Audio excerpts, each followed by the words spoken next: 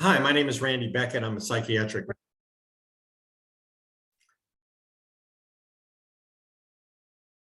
Hi, my name is Randy Beckett. I'm a psychiatric nurse practitioner, and I'm here talking to you today about resident-on-resident aggression. This is the part 2 video of this series that we're doing on this very, very important and challenging issue. In the first video, we talked about some contributing factors of the resident who may engage in resident-on-resident aggression. We talked about that the research says male, although we know that females are perfectly capable of resident-on-resident aggression. Affective disorders like depression, anxiety, other mental illness disorder like schizophrenia, bipolar disorder, delusions, hallucinations, cognitive impairment, a history of substance abuse, traumatic brain injury, dementia, cognitive impairment with more mobility and independence, perhaps being able to walk with a walker independently or self-propel in a wheelchair. So these are some of the, and of course, a prior history of aggression is also important. So these are some of the contributing factors. Now we're going to look at contributing factors in the environment. Well, one thing that is difficult today in this post-COVID world is staffing levels. And of course, with a lower staffing ratio, it's more difficult to redirect somebody who walks into another resident's room where there could be aggressive behavior happen, or to a resident who kind of gets in the space or the face of another resident, or who is going up to touch other residents. This, even in a locked unit with a lower staffing ratio, this is obviously a lot more difficult to manage. The other thing are, busy and overcrowded spaces. So if there's a high census in a particular area, hallway, unit, that creates less space, more tension, more stress. You can feel it when you walk in, that there's kind of a vibe of increased tension, and it doesn't allow for people to move freely. They tend to run into each other and get in each other's space, which can lead to verbal or physical aggression, or lack of privacy, where they just don't have the space that they need to handle their daily needs.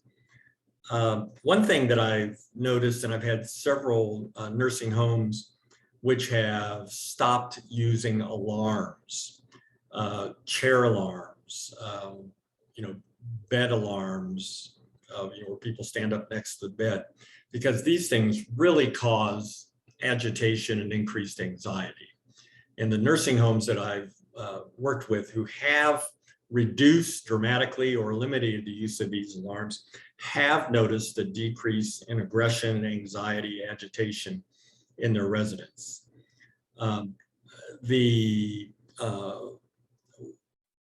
Any additional noise, like a loud TV that's on all the time, or overhead announcements or alarms going off.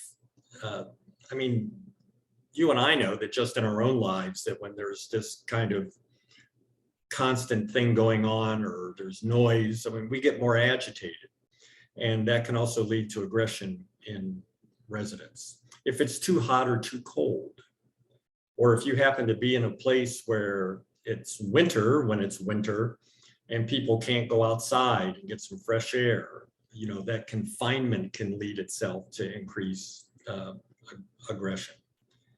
The other thing is when residents have a hard time finding their way around, where the space is kind of confusing, or dead-end hallways, where there's a door down there that they just want to go out of.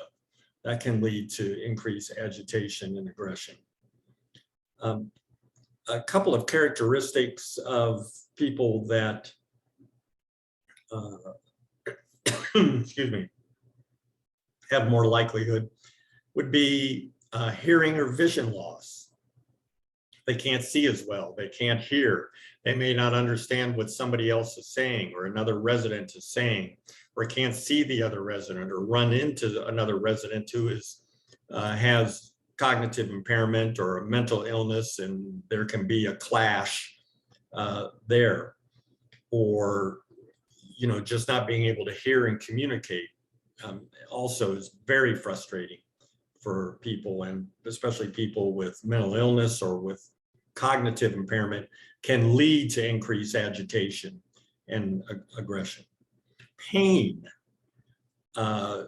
even musculoskeletal pain like arthritis pain, doesn't have to be a malignant pain, but pain like a hip pain or shoulder pain or neck pain or headaches. I mean, I know when I get a headache or I'm in pain, I tend to be more irritable. And this obviously would be true in our residents. And so I've seen just like a shoulder ache and put a lidocaine patch on it, recognize what it is, using something topical or, you know, Bengay or something. Lidocaine patches tend to last a little bit longer, so that's why I mentioned that. That can decrease people's level of agitation and propensity for aggression. Of course, incontinence is also, it can be embarrassing, and also it can be agitating and irritating to a resident, can lead to aggression. We all know the classic change in mood or behavior or delirium or delusions or increased agitation associated with urinary tract infections. And sometimes this change in mood or affect or delirium may be the only symptom that we see. And I know we have criteria on when to do a urinalysis, but often in my experience that just the change in mood is because the patient may not be able to tell you that, oh, my abdomen hurts, or they may not be able to tell you if they're incontinent that I feel like I have to go to the bathroom or I have burning when I urinate. So the only symptom left may be delirium, and this needs to be evaluated and treated. Boredom, you know, people get bored, they get in trouble. Idle hands, you know, and they can become very aggressive when bored because they get irritable, and also tired if they're not sleeping well at night, or maybe because of pain they're not sleeping well, or they're just fatigued. There's an organic reason for their pain. Maybe they have a vitamin deficiency, maybe their thyroid hormone is low, or maybe they're malnourished for some reason, but fatigue can lend itself to that, as well as frustration. Repetitive speech by others, where people ask the same questions over and over and over again, or say the same thing. So somebody who is very cognitively impaired might be asking the same question as someone who is cognitively impaired enough to not understand that this person is cognitively impaired, but all they do is just hear this repeated questioning or saying the same thing over and over again, or making nonsense syllables, and that can lead to frustration on the other person's part and can lead to verbal or physical aggression. Of course, we talked about going in bedrooms, people wandering in bedrooms. Rooms that have shared bathrooms, I have seen, have been a tremendous trigger for verbal aggression and physical aggression, where, you know, they pound on the door, or somebody leaves the bathroom dirty, or they won't get out of the bathroom, or just a cascade of reasons how bathrooms can cause problems. Unfortunately, racial, ethnic slurs or comments can trigger. I have seen this in different facilities, and it can be a real problem and a very quick trigger. So these are things to look out for and are like early warning signs of a potential for resident on resident aggression. There are many more, and we can't list them all, but you get the idea that this is something to be aware of along with the residents' personal backgrounds, but contributing factors and triggers for resident on resident aggression. These are things to be very aware of because you can see in advance, and especially with experience with people and we really get to know people very well.